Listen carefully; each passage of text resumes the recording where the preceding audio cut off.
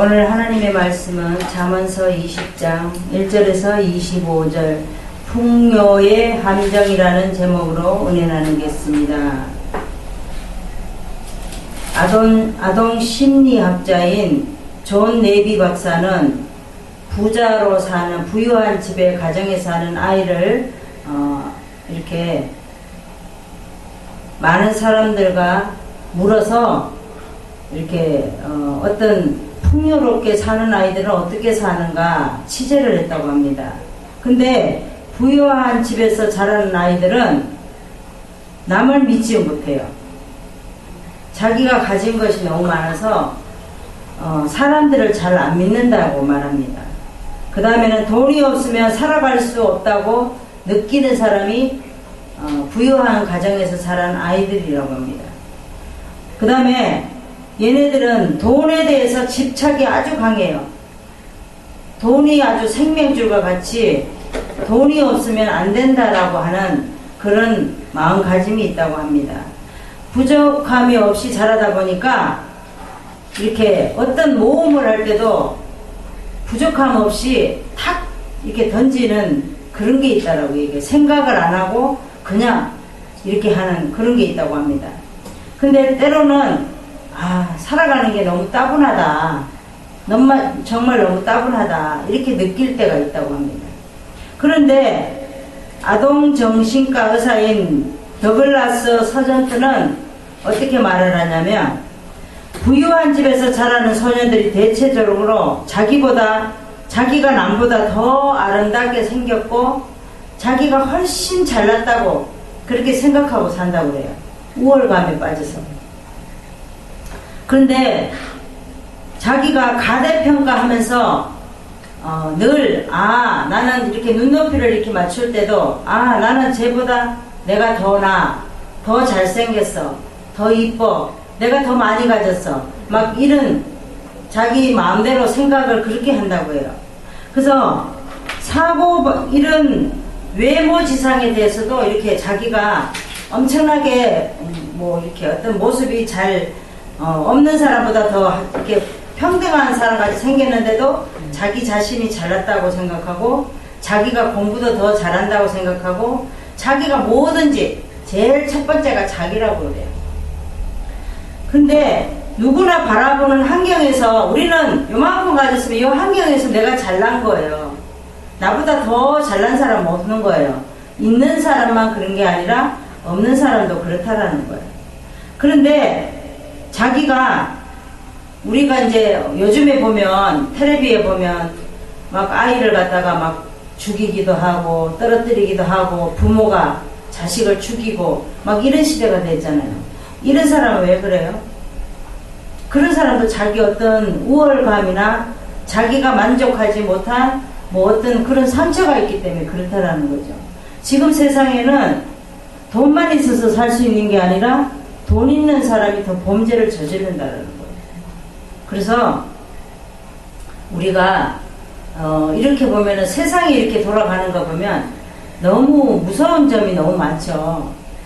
그래서 있는 사람은 사람을 죽여도 아무렇지 않게 생각하고 짓밟아도 아무렇지도 않게 생각하고 막 성폭행, 학교에 다니면서 성폭행을 해도 있는 사람은 어떤 자기 위치, 부모의 위치를 가지고 다 해결해 버리잖아요. 그런 지금 시대가 됐다는 거죠. 그런 사람들, 우리는 오늘 말씀과 같이 풍요의 함정에 빠지면 안 되는 거예요. 우리가 조금 뭐가 낫다 그래서 우리가 조금 풍요스럽다 생각해서 그런 어떤 함정이 있다라는 거예요. 항상 우리가 인생을 살아가면서 좋은 일 같지만 늘 가다 보면 어떤 함정이 있어요. 계속 좋은 게 아니에요. 그리고 또 나쁜 일만 있다 그래서 계속 나쁜 일만 있는 게 아니에요. 분명히 우리가 살아가는 이 어떤 환경 속에서 함정은 항상 있다라는 거예요. 오늘 본문에 보면 이제 개인적인 생활 교훈으로 지혜자는 술을 조심하고 사람과 다투지 말고 부지런히 일해야 하고 불의한 방법으로 재물을 취하지 말고 순결한 삶을 살아야 하고 지혜를 얻기 위한 교훈으로 세상의 물질을 유익보다 하나님의 심판을 먼저 기억하고 지혜를 얻기 위해서는 힘써야 하고 진리로 다스려야 한다, 이런 말씀을 합니다. 그런데 할 수 있을 때나 가지고 있을 때나 여유가 있을 때는, 누리고 있을 때나 잘 되고 있을 때 늘 조심해야 된다는 거죠. 네. 함정이 있다라는 거예요. 우리가 뭐 어떤 일이 있어서 너무 신이 나가지고 막 이렇게 붕 떠 있어요. 그랬을 때 누군가가 나를 시기해서 어떤 함정이 있다라는 거죠. 늘 좋을 수만 없어요. 나에게 어떤 뭐 10억이 갑자기 생겼다. 그러면 그 10억이 내가 다 쓸 수 있나요? 못 써요. 어떤 함정이 분명히 있다는 거예요. 그래서 우리가 늘 한 걸음 한 걸음 나갈 때도 하나님 앞에 기도하고 하나님 앞에 묻고 이러면은 어떤 함정이라도 하나님은 그 함정을 헤쳐나갈 수 있게 만드신다라는 거죠. 그러면 우리가 어떻게 풍요의 함정에 빠지지 않아야 되느냐? 첫 번째 말씀은 올바른 삶을 살려고 행동하면서, 올바른 삶 살려고 행동을 해야 돼요. 우리가 올바르지 않게 살려고, 그렇게 살지 않으려고 하는 사람은 없을 거예요. 그런데 올바르게 살려고 하다가도 어떻게 하다 보면 그런 함정에 빠질 수가 있다는 거죠. 근데 그 함정에 빠지면 그 함정에서 빠져나오는 시간이 길다라는 거예요. 우리가 6절에서 우리가 1절에 한번 보겠습니다. 1절에 보니까 포도주는 거만케 하는 것이요 독주는 떠들게 하는 것이라 무릇 이에 미혹되는 자에게는 지혜가 없다 그랬습니다. 그 다음에 보니까 왕의 진노는 사자의 부르짐과 같고 왕을 하나게 하면 생명을 잃는다 그랬어요. 왕은 누구예요? 하나님을 말씀하시는 거예요. 왕을 하나게 하면 생명을 잃는다 이렇게 말씀하고 있습니다. 다툼을 피하는 것은 영예로운 일이나 미련한 자는 이렇게 조급히 싸우려 하래요. 우리가 미련한 자는 이렇게 좋은 대화로도 할 수 있거든요. 그런데 어떻게 해요? 먼저 소리를 지르고 화를 먼저 낸다라는 거예요. 그거는 미련한 자예요. 조급히 싸우다 보면 어떻게 되죠? 내가 지는 거예요. 그 다음에 게으른 사람은 농사철에 쟁기지를 안 하나니 추수 때에 거두려고 해도 거둘 것이 없어요. 남들이 일할 때 나는 납던 자고 놀고 이랬으니까 남들이 추수할 때 나는 거둘 게 하나도 없다라는 겁니다. 그 다음에 사람의 마음에 세운 계획들은 깊은 물과 같지만 명철한 사람은 그것도 알아챈다 그랬어요. 우리가 계획을 많이 세우는데 그 계획이 깊은 물 같아요. 그런데 그것 또한 명철한 사람은 그것도 이것도 다 허사다라는 것을, 우리가 많은 계획을 할지라도 하나님이 아니다 그러면 다 허사라는 거예요. 그걸 알아챈다라는 거죠. 사람들은 저마다 자기의 신실하다고 하지만 누가 신실한 사람을 찾을 수 있을까? 내가 다 진실하다 그래요. 내가 죄인이 아니라고 말을 해요. 그렇지만 누가가 그 사람을 신실하다고 말할 수 있어요? 말할 수 없다라는 거죠. 사람은 의인은 흠이 없는 사람을 살고 그의 후손들은 복이 된다 그랬습니다. 재판 자리에 앉은 왕은 죄인을 한눈에 알아본다 그랬어요. 왜 한눈에 알아볼까요? 멀리서 높이 있으면 밑에 있는 사람들이 많은 사람이 있어도 다 보이잖아요. 그래서 하나님은 높이 계시지만 우리를 다 한눈에 다 보고 계신다라는 거예요. 그 다음에 나는 마음이 깨끗하다, 나는 정결하다, 죄가 없다고 주장할 사람이 있겠는가? 그것도 정확하지 않다라는 거예요. 저울추나 또 이게 대도 여호와께서 미워하신다 그랬어요. 왜? 저울추로 이렇게 다는 거와 이렇게 우리가 대로 뭐 곡식을 살 때 대박으로 이렇게 하잖아요. 그런 대에서 이렇게 팔고 사고 이렇게 하는 거, 누구에게 주고 이렇게 하는 것도 하나님 안 기뻐한다 그랬어요. 그 다음에 행동으로 자신의 깨끗함과 옳음을 나타내라는 거예요. 하나님 앞에. 우리가 어떤 말보다도, 말이 많은 것보다 행동으로 우리가 하나님 앞에 올바른 걸 보여주시라고 말씀하고 있습니다. 성경을 보시겠습니다. 사도행전 4장 19절에서 20절의 말씀을 보겠습니다. 신약의 193장을 보시겠습니다. 베드로와 요한이 대답하여 가로되 하나님 앞에서 너희 말 듣는 것이 하나님 말씀 듣는 것보다 옳은가 판단하라. 우리는 보고 들을 것을 말하지 아니할 수가 없다 하니 이렇게 말씀하고 있어요. 그러니까 베드로와 요한이 하나님 앞에서 너희 말 듣는 것이 하나님 말씀 듣는 것보다 옳은가 판단해보라 이렇게 말해요. 사람들은 뭐예요? 각자 자기 말을 많이 드러내기를 원해요. 근데 하나님이 정말 네가 말을 많이 하는 것을 정말 옳은가 들어보라는 거예요. 그리고 우리 보고 들은 것을 말하지 아니할 수가 없다 하니 이렇게 말하고 있죠. 우리가 성경에 출애굽기 32장을 한번 볼까요? 출애굽기 32장을 보겠습니다. 32장에 보면 여기 보니까 모세가 십계명 돌판을 받으려고 시내산에 올라갔어요. 그죠? 더디 1절에 보니까 모세가 시내산에서 더디 내려옴을 보고 이렇게 말하고 있습니다. 그죠? 그런데 빨리 내려오지 않자 백성들이 기다리지 못해요. 우리를 인도할 신을 만들자 이렇게 아론에게 말을 합니다. 그러니까 아론이 뭐라고 그러죠? 너희들이 갖고 있는 금고리, 금팔찌 다 갖고 오라는 거예요. 그래서 다 갖고 왔더니 어떻게 해요?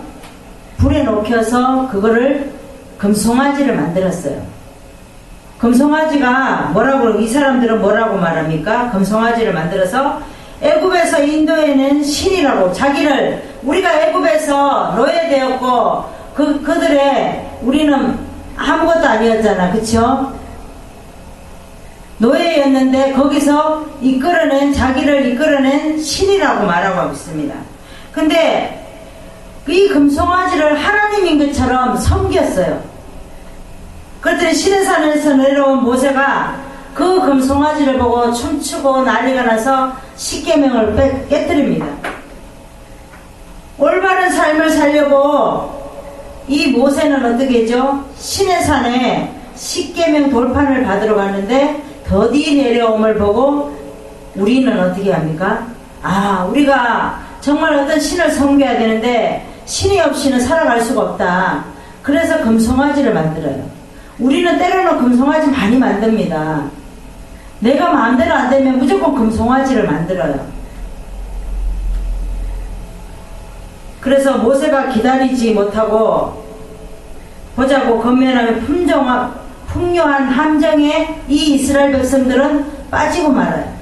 자기네가 풍요한 인생을 즐길 수도 있고 그런 삶을 살 수도 있는데 이 금송아지 때문에 모세가 어떻게 합니까? 십계명을 깨뜨리니까 이들은 그 풍요로운 삶이 금송아지만 있으면 되는 줄 알았어요. 아니에요. 하나님은 이 금송아지를 원하는 게 아니라 오직 주님만 바라보기를 원하신다라는 겁니다. 우리는 올바른 삶을 살려고 행동하지만 풍요로운 함정에 우리는 때로는 빠질 때가 너무 많아요. 우리가 기다렸는데 주지 않으면 누가가 갑자기 무엇을 말을 할 때 내가 기다렸던 게 이게 아니고 저거였구나 그러면서 그걸 빨리 잡을 때가 있어요. 그러면은 우리는 그 함정에 빠지는 거예요. 우리가 어떻게 풍요의 함정에 빠지는지 두 번째 말씀은 지혜로운 입술로 말을 하면서 지혜로운 입술로 말은 잘해요. 우리 15절에서 16절의 말씀을 볼까요? 12절에부터 봅시다. 듣는 귀와 보는 눈은 다 여호와의 지으신 것이니라. 너는 잠자기를 좋아하지 말라. 네가 빈궁하게 될까 두려우니라. 내가 눈을 뜨라. 그리하면 양식에 족하리라. 그러니까 눈을 떠서 일을 하라고 말합니다. 늘 잠만 자려고 하지 말고 편하게 누우려고만 하지 말고 일을 하라는 거예요. 14절에 보니까 사는 자가 물건을 사는 자가 물건이 좋지 못하다 하다가 돌아간 후에는 자랑해요. 우리가 때로는 그러죠. 물건을 사러 갔어요. 근데 그 물건을 깎으려고 아이고 물건 별거 아니네. 아이고 이런 거 갖다 팔아요? 이러면서 이거 싸게 안 주면 안 사요. 막 이러면서 이제 싸게 주면은 집에 가가지고는 어떻게 해요? 내가 이거를 얼마에 주고 샀는데 이 물건 얼마나 좋은 건데 막 이러면서 자랑한다라는 거죠. 세상에 금도 있고 진주도 많거니와 지혜로운 입술이 더욱 귀한 보배니라. 타인을 위하여 보증이 된 자의 옷을 취하라. 외인들의 보증이 된 자는 그 몸을 볼모 잡힐지니라. 그러니까 여기 타인은 이스라엘 나라에 와서 낯선 사람을 말합니다. 타지에 있는 사람이 와서 사는 사람. 이 사람들에게 보증이 된 자의 옷을 취하라 이렇게 말합니다. 그 사람들이 갖고 있는 옷을 이렇게 취하라는 거, 보증이 되려면. 그 다음에 외인의 보증이 된 자는, 이 외인은 외국인을 말합니다. 외국인의 그 몸을 불모로 잡힐지니라. 그러니까 몸을 담보로 잡으라는 거죠. 그래서 지혜로운 입술이 귀한 보배라는 거예요. 우리가 말을 할 때도 어떤 사람에게 말을 하다 보면 때로는 상처 줄 때가 있어요. 나도 모르게 내가 말을 해놓고 내가 왜 뭐로 그런 말을 했지? 왜 그 말을 했지? 그럴 때가 있다라는 거죠. 지혜로운 입술이 귀한 보배의 보증이 되고 위험성의 제의 대가에 신중한 처신, 이런 것들이, 우리가 잠자기를 좋아하면 가난해져. 깨어있으라는 거예요. 늘 잠만 자면 어떻게 하겠어요?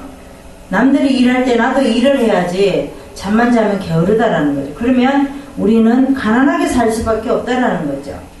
쌓아둘 양식이 생겨요. 우리가 일을 하면. 근데 물건을 살 때 이것도 별로구나 저것도 별로구나 하지만 산 다음에는 자기가 산 물건을 세상에 나가서 막 자랑한다라는 거죠. 이게 메이크업 하면은 얼마인 줄 알아? 막 이러면서 막 그렇게 자랑한다라는 거예요. 그 다음에 세상에는 금과 귀한 보석들이 많지만 지식을 말하는 입이 가장 귀한 보물이라는 거예요. 우리가 때로는 말할 때 저 사람 왜 저렇게 싼티나게 말을 해? 막 이렇게 말하잖아. 그쵸? 우리가 때로는 말을 할 때 천천히 말하면 그 사람이 존중을 받아요.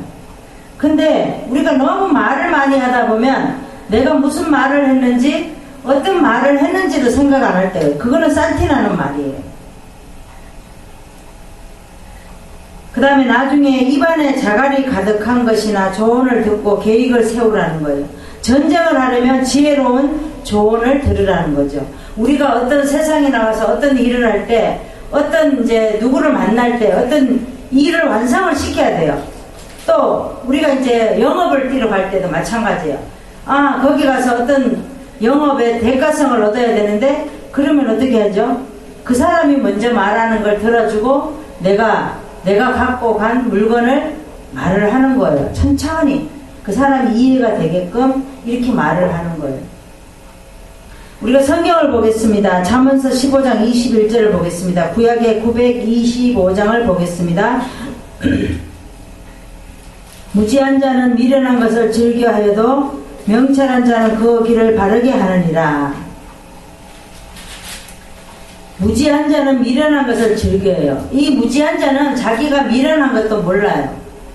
남이 발걸음이 더 빨리 가서 일을 할까봐 걱정돼서 자기가 먼저 막 좋은 일인지 나쁜 일인지 모르고 막 먼저 갈 수도 있다는 거죠. 명철한 자는 그 길을 바르게 하느니라.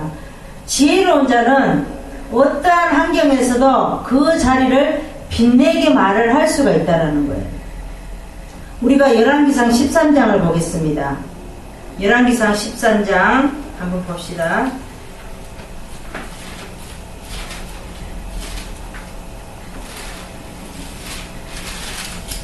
열왕기상 13장에 보니까 여로보암에 대해서 말하죠. 여로보암이 베델에 이르니 때에 하나님의 사람이 여호와의 말씀으로 인하여 베델을 갔어요. 그랬더니 여로보암이 단 곁에서 분향을 합니다. 하나님의 사람이 단을 향하여 여호와의 말씀으로 외쳤어요. 다나 여호와께서 다윗의 집에 요시아라 이름하는 아들을 낳으리니 저가 내 위에 분향하는 산당 제사장을 내 위에 제사할 것이라 그랬습니다. 그랬더니 사람의 뼈를 살릴 것을 말하고 여로보암의 손을 펴주고 돌아가는데 베델로 늙은 선지자가 왔어요. 하나님의 말씀과 반대로 떡과 물을 먹으라고 합니다. 이 하나님의 사람을 유혹하는 거죠. 여기 보니까 베델의 8절에 보니까 하나님의 사람이 왕께 대답하여 왕께서 왕의 집 절반을 내게 준다 할지라도 나는 왕과 함께 들어가지 않는다고 말하죠. 그랬더니 이곳에서 떡도 먹지 말고 물도 마시지 말고 여호와의 말씀이 내게 명하여 떡도 먹지 말며 물도 마시지 말고 왔던 길로 돌아가지도 말라고 하셨다라고 말씀을 하죠. 그랬더니 11절에 보니까 베델에 한 늙은 선지자가 살았어요. 그 아들들이 와서 이날에 하나님의 사람이 베델에 한 모든 일을 이 늙은 선지자에게 말을 했어요. 그랬더니 이 늙은 선지자가 이 하나님의 사람에게 뭐라고 말합니까? 나도 하나님의 사람이에요. 하나님의 선지자라고 말하면서 이 사람을 꼬셔서 데리고 들어가잖아요. 데리고 들어가서 물도 마시게 하고 떡도 먹게 하고 이렇게 하죠. 그러니까 어떻게 하죠? 사자가 와서 이 사람을 삼켜버리잖아요. 그러니까 하나님의 말씀을 듣지 않으면 이 풍요에 잠깐의 풍요에 배가 고팠을 때 물도 먹고 떡도 먹고 이 늙은 선지자가 유혹했을 때 그 함정에 빠지는 거예요. 우리가 어떤 옳은 길을 가려고 가다가도 내가 뭐가 부족하고 내가 뭐가 가지고 싶고 그러면 누구가 말하는 그 함정에 빠지게 된다라는 거예요. 이 바로 하나님의 사람이 그런 사람이에요. 그러니까 이 하나님의 사람은 어떻게 하죠? 늙은 선지자의 함정에 빠지고 말았어요. 우리가 이 늙은 선지자 같은 사람이 많다라는 겁니다. 우리가 예배를 드리고 집에를 가다가도 누가 오늘 예배 드렸는데 어떠한 달콤한 말을 할 때에 내가 그 함정에 빠질 수가 있어요. 내가 오늘 우리 목사님 말씀을 들었을 때는 그게 아니었는데 이러면서 그럴 때가 많다라는 겁니다. 우리는 지혜로운 입술로 말하면서 풍요의 함정에 빠지지 말아야 됩니다. 그렇다 할지라도 우리는 어떻게 말합니까? 우리는 예배드리고 지금 집에 가는 중입니다. 이렇게 말을 해야 된다는 거예요. 아멘. 우리가 어떻게 풍요 함정에 빠지지 않아야 되느냐? 세 번째 말씀은 구원의 하나님을 기다리면서 풍요의 함정에 빠지지 말아야 됩니다. 21절에서 22절의 말씀을 보겠습니다. 21절에 20절에 보겠습니다. 이제 참된 진리를 추구하는 모습에 대해서 말합니다. 부모 대적하면 저주를 받는 것을 말합니다. 자기의 아비나 어미를 저주하는 자는 그 등불이 유암 중에 꺼짐을 당하니라. 처음에 속히 잡는 산업은 마침내 복이 되지 아니하느니라. 너는 악을 갚겠다 하지 말고 여호와를 기다리라. 그가 너를 구원하시리라. 그렇죠? 사람이 우리를 구원하지 못해요. 어떠한 것도 하나님 외에는 우리를 구원할 자가 없다라고 말했습니다. 아멘. 그러니까 여기는 뭐라 그래요? 여호와를 네가 악을 갚겠다 하지 말고 우리를 미워하고 우리를 힘들게 하고 이런 사람들의 악을 우리가 갚으려고 하지 말고 여호와를 기다리라는 거예요. 아멘. 하나님을 기다리라. 그러면 하나님이 너를 구원해 주실 것이다 라고 말씀하고 있습니다. 아멘. 지혜로운 입술이 귀한 보배의 뭐예요? 증거라는 거죠. 우리가 스스로 악을 갚으려고 하지 말고 하나님의 때를 기다릴 때 속이는 저울 쓰지 말고 자기 길을 모르니. 우리는 때로는 어떨 때 그 예전에 보면은 엄마 따라서 시장에 한번 가보면 어떤 엄마들은 이렇게 소고기 주는 엄마가 있어요. 그런데 어떤 엄마는 이거를 이렇게 팍 깎는 사람이 있어요. 그런 거는 이렇게 너무 팍 깎아버리면 그거는 저울을 속이는 거예요. 그러니까 그런 저울을 속이는 자가 되지 말라는. 왜? 하나님이 위에서 다 보고 계신다는 거죠. 아멘. 그래서 우리는 하나님을 때를 기다리면서 오직 하나님을 바라보고 하나님이 구원하실 거니까 기다리라는 거예요. 아멘. 성경을 보시겠습니다. 시편 37장의 39절에서 40절, 구약의 828장을 보겠습니다. 의인의 구원은 여호와께 있으니 그는 환난 때에 저희 산성이시로다. 여호와께서 저희를 도와 건지시되 악인에게서 건져 구원하심은 그를 의지한 영고로다. 이렇게 말씀하고 있습니다. 다윗을 보겠습니다. 사무엘상 31장에 보면 사울을 피해서 도망가다가 너무 힘들어서 이렇게 사울을 피해서 도망가야 돼요? 아니에요. 우리에게 어떤 문제가 생겼으면 도망갈 것이 아니라 그걸 받아들여야 돼요. 아멘. 그런데 다윗은 어떻게 합니까? 사울을 피해서 블레셋으로 도망을 갔어요. 도망을 가니까 거기에서 아니 누구냐고 이렇게 사람들이 말을 했어요. 그랬더니 아우 다윗이라고, 다윗 왕이라고. 그러니까 얼마나 부끄러워요. 부끄러움을 당하잖아요. 그러니까 이 블레셋에서 도망가다가 아기스의 신하들에게 들켰어요. 그래서 두려워서 어떻게 합니까? 미친 척하고 대문을 막 박박 긁으면서 자기가 막 미친 척 하는 거예요. 그래야지 왜 그 사람들이 이 다윗을 가만 내버려 두니까 그렇게 하는 거예요. 그러니까 침을 흘리고 아기스가 미친놈을 데려왔다고 막 뭐라고 그러니까 아니 어디서 사람이 없어서 저 미친놈을 데려왔냐고 막 이렇게 말을 하죠. 그런데 이렇게 하면서 도망 나오게 돼요. 창피를 당하고 도망 나오게 된다는 거죠. 우리도 우리에게 어떤 하나님이 문제를 주시면 도망갈 것이 아니라 그걸 우리는 받아들여야 돼요. 현실에서 어떤 어려운 일이 있으면 그걸 받아들여야 된다는 거예요. 아멘. 우리가 구원의 하나님을 기다리면서 풍요의 함정에 빠지지 말아야 됩니다. 이 다윗은 어떻게 하죠? 자기가 사울을 피해서 블레셋으로 가면 좋을 줄 알았는데 어떻게 하죠? 함정에 빠지고 말았어요. 우리는 구원의 하나님을 기다리면서 풍요의 함정에 빠지지 않는 저와 여러분 되시기를 바랍니다. 아멘. 말씀을 정리하겠습니다. 우리도 살아가다 보면 여러 가지 사람이나 사건과 어떤 일들이 있어요. 그런데 그런 환경이 있을지라도 우리는 그 환경을 받아들여야 된다는 거예요. 아멘. 우리가 힘들다고 그거를 물리치면은 망신을 당하거나 또 그 우리의 또 함정이 아니라 우리의 모든 힘든 일이 더 길어진다라는 거예요. 그래서 우리는 낙심하지 말고 하나님이 주신 모든 사건이라고 생각하고 그걸 환경을 받아들일 수 있는 우리가 되기를 원합니다. 아멘. 우리가 어떻게 풍요의 함정에 빠지지 않아야 됩니까? 올바른 삶 살려고 행동을 해야 됩니다. 우리는 늘 올바른 삶을 살려고 우리가 행동을 그렇게 해야 돼요. 말만 우리가 막 하면 안 된다라는 거예요. 그 다음에 지혜로운 입술로 말을 해야 돼요. 엉뚱한 말하지 말고 한마디 말을 해도 지혜로운 말, 그 사람이 설득력 있게 들을 수 있는 말, 그런 말을 해야 됩니다. 그 다음에 구원의 하나님을 기다려야 돼요. 우리 하나님께서 우리를 어떻게 이끌어 가시나 우리는 늘 기다리면서 우리 주님만 바라봐야 된다는 거예요. 풍요의 함정에 빠지지 않아서 하나님의 뜻을 이뤄가는 저와 여러분 되시기를 바랍니다. 기도하겠습니다. 하나님 아버지 감사합니다. 오늘도 하나님께서 우리에게 풍요의 함정에 빠지지 말라고 또 이렇게 귀한 말씀으로 은혜되게 하여 주심을 감사합니다. 우리가 때로는 우리 생활에서 사람을 바라보며 함정에 빠질 때가 있습니다.